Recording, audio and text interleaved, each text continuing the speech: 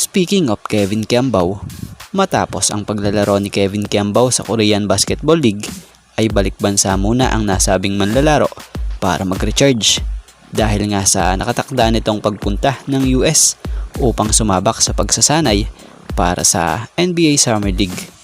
Balita ay hindi tryout ang pupuntahan nito doon kundi para sa spot na.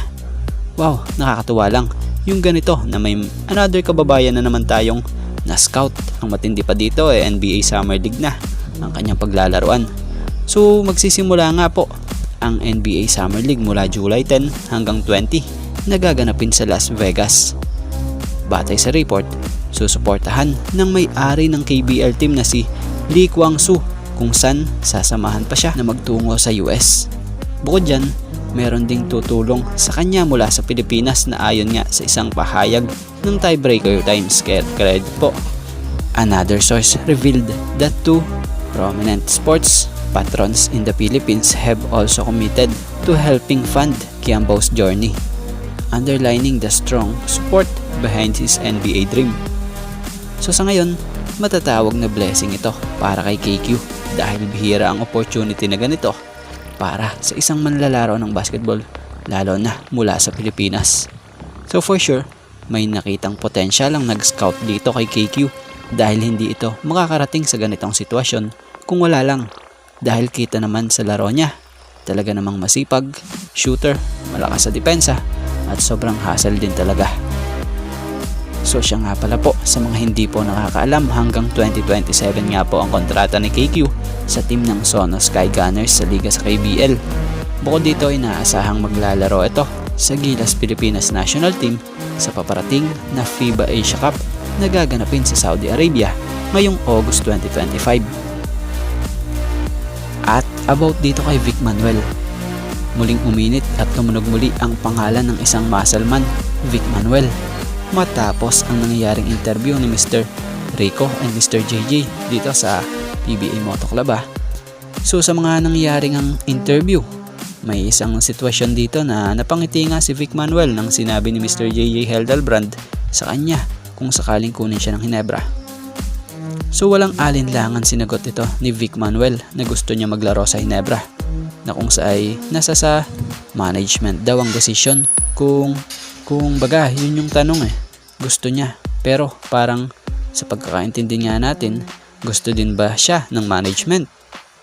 Para kay Vic Manuel, go siya at gusto niya maging kakampi si Japet Aguilar, kung saan mapapadali niya ang laro ni Japet at mapapadali din ni Japet ang laro niya. So sa nangyari nga pa ring interview ng ito nabanggit din ni Mr. JJ na noong na trade si Stand nawala na ang Hinebra ng legit center, kung saan naisip niyang pagkukunan nito ang isang Vic Manuel. At nasambit nga ni Manuel kung okay sa management, bakit hindi, diba? Kung tutuusin guys, kahit isang season or ilang season pa siguro, kayang-kaya pa ni Vic Manuel, dahil kung matatandaan nyo possible mag-fit din ito agad sa system nitong si Coach Tim, dahil nakapaglaro na rin ito noon under Coach Tim Cone sa Gilas Pilipinas, na kung sa teammate niya nga rin po noon si Japet Aguilar. So si Manuel, bagay ito sa Hinebra dahil sa husay rin itong pumoste, na kung saay magiging malaking bagay rin para sa mga shooter nila. At syempre, magandang backup to para kay Japet and Troy. Kung yung Joe Devans nga nung nakaraan, nagawa nila ng paraan, laki pa rin ang naitulong. Ito pa kayang mas bata kay JDB, diba? Talaga namang na kung saay magpahanggang ngayon nga dominante pa rin big man. So sana madinig nila Coach Tim yung nabanggit na to ng dating Hinebra superstar na si Mr. JJ Heldelbrand. At maging ng mga fans, malay nyo, diba? Manuel to Hinebra.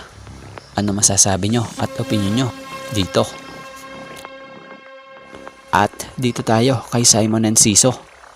Mukhang umaayon ang panahon sa nasabing player after hindi na nga mabigyan ng contract extension ang nasabing manlalaro sa SMB at pumasok sa free agent market. Sinong ka ba naman agad dito ng TNT ang player na ito? So si Simon Enciso isang veteran guard, 34-year-old, isang spot-up shooter player na nabigyan at napapirma at nakapirma ng 2-year deal para sa TNT Tropang Giga. So ngayong out na sa kabuoang season ng PBA 49 si Jason Castro, ibinalik nga po ng TNT ang dati nilang player like Simon Enciso. So inaasahang makakatulong sa guard position si Simon Enciso at balita pa'y motivated ang nasabing manlalaro to contribute to TNT to complete yung tinatarget na Grand Slam ng team ngayong 49 season. So kapansin-pansin sa mga lumalabas na retrato sa ensayo ng TNT, agad nakaka-adjust na si Simon Enciso dahil sa mabilis nga rin po itong nakikibanding talaga agad sa team. Kumbaga yung chemistry parang ang bilis lang dahil na rin nga sa siguro dati na rin siyang nakapaglaro dito sa team na ito. So may tuturong pa rin talagang blessing yung ganitong pagkakataon para kay Simon Enciso.